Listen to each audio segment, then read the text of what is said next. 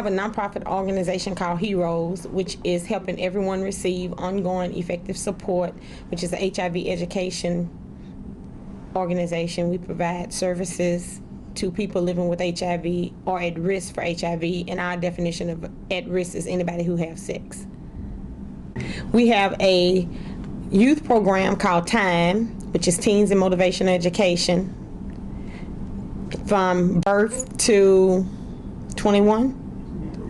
And we have an adult program called MBSU, which is Mind, Body, and Soul University, which is the program that we tell the clients, anybody who have sex, that's the one, because the teen program is actually a teen pregnancy prevention program. We focus on abstinence, but we do both sides of the picture, because our personal philosophy is we think the abstinence only is a setup to fail. Why?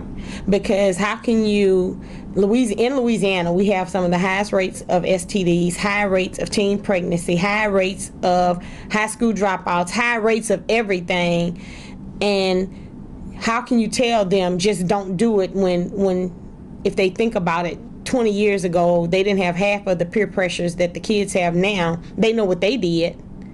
And so for us to tell them just don't do it, when we know they're already doing it because we got the rates, the numbers, would be a setup to fail. And my bottom line is it worth dying for? No matter what it is it worth dying for? So we give them both sides of the picture. How old is your organization? How old is Heroes? 7 years old. 7 years old. And how did it come about? Heroes actually came about because I've been living with HIV for 21 years, and I went through several years of failed groups, support groups, that just wasn't meeting my needs. Before my group started, I had a son that died, and I have a real issue with people telling me no. And the town died of HIV or died from or? HIV. Okay. And AIDS. Yeah.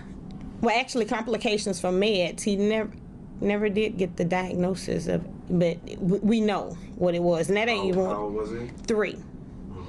Mm-hmm. But before he died, we had a lot of no's. I was married.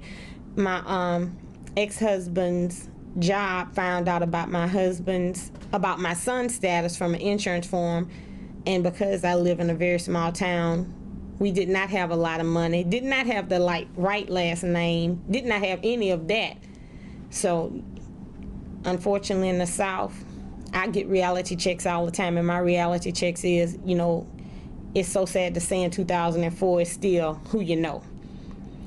And so they told the town about my status and my son's status. The town asked us to leave. That's where I live now.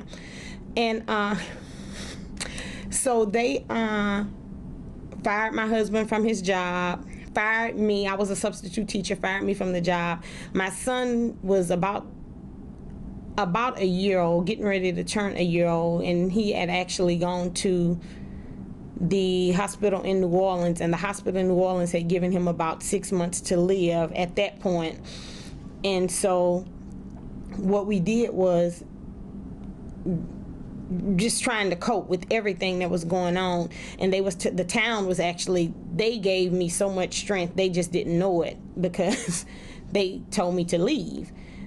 And like I said, I just have an issue with people telling me what I can and can't do.